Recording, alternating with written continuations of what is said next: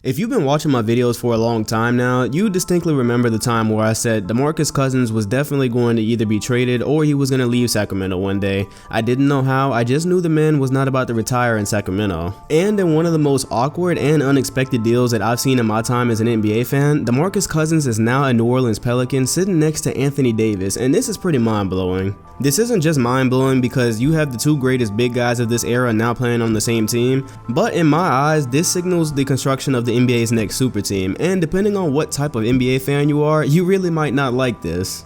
What's up NBA fans, Dom2K on the mic, and if you've grown up with basketball the way I have, you've basically learned to look at the NBA as groups of three. And what I mean by that is that it's basically a good formula for a team that tried to get 3 all-star players or 3 superstar players to win an NBA championship. In just the last decade of basketball, we've seen the Boston Celtics do this, the Miami Heat got a squad together to do it, LeBron went to Cleveland and did it. The Spurs are very low-key about it because everyone was drafted together, but they generally have 3 all-star players when they're winning NBA championships. And to me, last night's move wasn't just about getting Demarcus Cousins to the Pelicans. Although that's amazing, I think it's generally understood that this team is not contending yet. I could see them in the 8th seed, but obviously they've got a ways to go before they're an actual championship team. But the Pelicans have chosen an awesome place to start, and I say that because they basically have a monopoly on big men in the NBA right now. I know there's all this talk about big men on the comeback and there's a rebirth of big men in the NBA, and that's true, but go look through all the rosters. Not everyone has one yet. Small ball is still a very popular brand of basketball, and it's popular right now to have a big man that can do more on the perimeter than he can really do inside. But I encourage you to watch a lot of Anthony Davis and Demarcus Cousins tape. You're going to see some on your screen right now.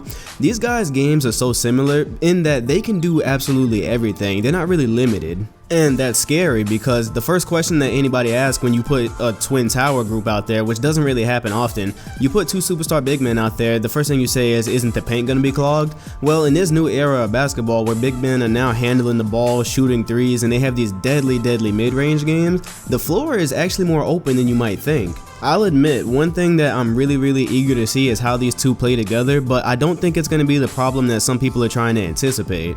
I have been doing a lot of watching Anthony Davis play this year, and one thing I always notice about him is that he's being guarded out there. Anytime he has the ball in the mid-range area, you have to take him seriously because he can play post really well, but if you're going to let him knock down the mid-range shot, he can do that all day, so it's really not an option of leaving him open. And now in the same night, some poor team is going to have to scheme on how to stop Demarcus Cousins at the same time that you have to scheme to stop Anthony Davis. That is incredible when you think about it, because Demarcus Cousins, he has a nasty down-low game. And the first thing I found myself posting when this trade went down was, you know, on a regular night, you can't stop Anthony Davis or Demarcus Cousins, so how are you going to figure out how to stop them both? Especially for whoever's actually playing the post positions for the other team. I really don't know how that's going to work.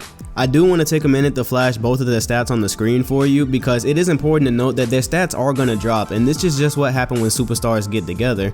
These are 2 players who are used to always having the ball in their hands. They're the only guys for their team, and it's been that way for quite some time now, so these two having to adjust to each other, the stats aren't going to look as amazing, but I definitely think the competition and the winning eventually is going to start to rise. But let's go ahead and talk about this big 3 because I have it mapped out in my head and I see exactly where this is going. Now, I was hoping other people didn't see it because I didn't want the opinion saturated online, but let's be real here, okay? When you saw Demarcus Cousins in a Pelicans jersey and you knew that he was next to Anthony Davis, the first thing that should have came to your mind is Chris Paul is coming home. This literally has storybook written all over it. In the year 2011 or 2012, Chris Paul got traded to the Clippers, and he asked for that trade because he was tired of not being able to win, and rightfully so, because in his first stint in New Orleans, I believe off the top of my head, the best player he ever had in New Orleans was probably David West. You know, that squad with Tyson Chandler, and he had Peja Stojakovic for a stint, but he never had another superstar player to play with. So he did the logical thing. He's played with the Clippers, and nothing has worked to this point. There's been a lot of injuries, but aside from that, even in the chances that they've had to at least get out of the second round, they haven't even been able to do that, and I don't see a reason to believe that that's going to happen this year. So when that doesn't happen, he's going to be a free agent, and he can stay with the Clippers for a lot more money, or he can go home to New Orleans where he was drafted, and hey look, there's twin towers there, 2 of the best big men, the 2 best big men of this era are now there. You can go play point guard for them. And to be honest, this move really just makes loads of sense because of everything that's going on with the landscape of the NBA right now. And right now, it's well understood that if you're not a part of Cleveland or Golden State, your chances of a championship aren't very high. I mean, there's the Spurs right there as well. And just to show you how things change in the NBA, really how quickly they change, when I made the video about Chris Paul and what he should do with his career, I actually talked about him going to the San Antonio Spurs. You should go check that out. That made a lot of logical sense, and it still does make sense. That's still an option. But on that video, people were saying, well, maybe he should go home to play with Anthony Davis. And I even thought about that before I made the video. The reason I didn't bother putting it in there is because it was like, yeah, it's cool to see him play with Anthony Davis and all, but if he goes anywhere from the Clippers, he's gonna try to go win a championship. And obviously him and Anthony Davis on New Orleans alone, that's not a championship team. Now him, Anthony Davis, and Demarcus Cousins, hold on for a second. That means his Pelicans roster could have what is still arguably the best point guard in the game, and then they have the two undisputed best big men in the game at the power forward and center position. That sounds exactly like the type of firepower that you would need to beat a team like the Golden State Warriors. Now, there's a couple of things I want to discuss when it comes to that. So when you start talking about three superstars on the same team, obviously the first thing that comes up is how many of those players really need the ball to be effective. And the great thing about adding a player like Chris Paul over having someone like Carmelo Anthony, because for some reason Carmelo was the first name I saw in a big three scenario when talking about DeMarcus and AD. The best thing about someone like Chris Paul is he's a pass first player, he's a pass first point guard. Now his scoring makes him really dangerous because he can do that, but Chris Paul can be so effective in the pick and roll situation with a good big man. We've already seen that. We already know that his court vision is undisputed.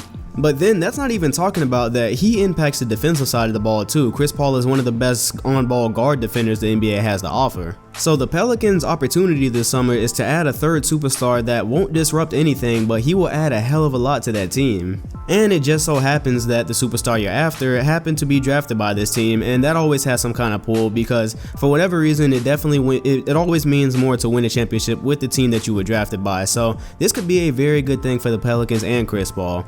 Now you talk about the part that really matters and why this whole thing would come about anyways, trying to beat the Golden State Warriors. One of the biggest advantages that the Pelicans are going to have over the Warriors that nobody else really can get in the NBA is that they have, again, I'm going to keep saying it throughout the video, they have the two best big men playing together in the NBA. That's going to be very hard for Golden State because it's going to be difficult to run that small ball lineup against this team. That small ball lineup can be deadly, but in an event that you're playing against the Pelicans, you're always going to want to have Zaza Pachulia or JaVale McGee on the floor. That's going to be mandatory when they play against these guys. Now, I said those two names like it really matters, but it doesn't because obviously neither one of those two can stop a Anthony Davis or Demarcus Cousins, but you definitely don't want to have someone like Kevin Durant playing power forward now against a squad like that. That's on the defensive end, that is really, really bad.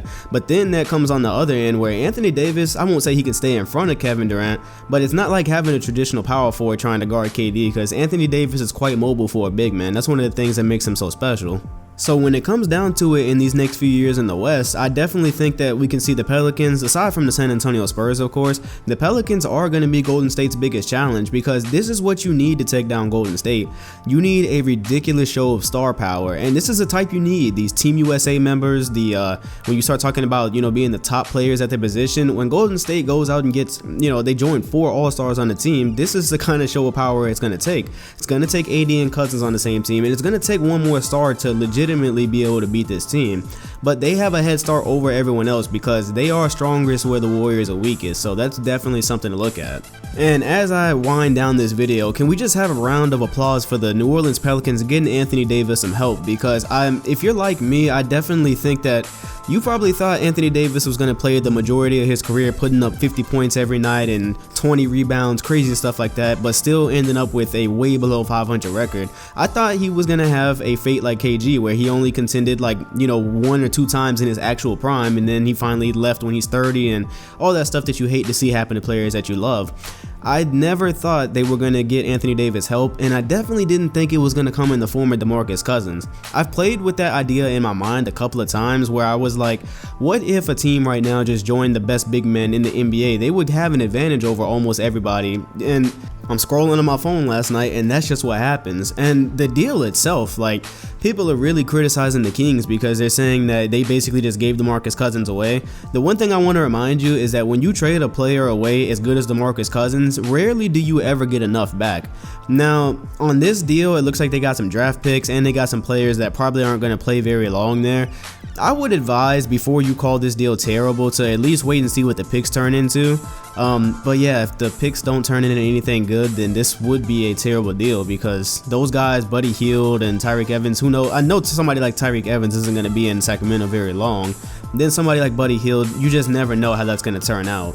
And hey, if this does turn out terrible for the Kings, just remember that they haven't made a playoff since way back when you talk about the Chris Webber days. They haven't been to the playoffs since then. So this is consistently an organization that does not make good decisions. They fired the one coach that Demarcus Cousins liked. So, you know, that's the one reason that I was always saying Demarcus was not going to stay with the Kings, because this is really a dumpster fire of an organization. There's no nice way to put it. And for the rest of y'all, I suggest that you go ahead and get your Pelicans hat now. Start ordering up your Pelicans gear so you can claim that you've been a fan ever since they drafted AD, because there's going to be Pelicans fans everywhere next year, especially when Chris Paul signs with them. The Pelicans are going to have a nation that you never knew existed, so go ahead and hop on that bandwagon right now. It is looking nice. And as always on every video, I want to know what you guys think about the deal. What do you think about Anthony Davis and Demarcus Cousins? Are they going to be able to coexist? Do you believe in what I'm saying with Chris Paul? Do you think he's going to be the free agent that signs there, or do you think it's going to be somebody else? And what do you think about the Pelicans for this season? Do you think they make the playoffs? Do you think they challenge Golden State at all just with the two big men that they have? Yeah, leave all that in the comment section. I definitely want to read it. This is an exciting time in the NBA, and I strongly believe that the next super team is on its way. Like, comment, and subscribe if you enjoyed. Hit the bell next to my name if you want to be notified about my videos, and I'll see you guys in the next video. Thanks for watching.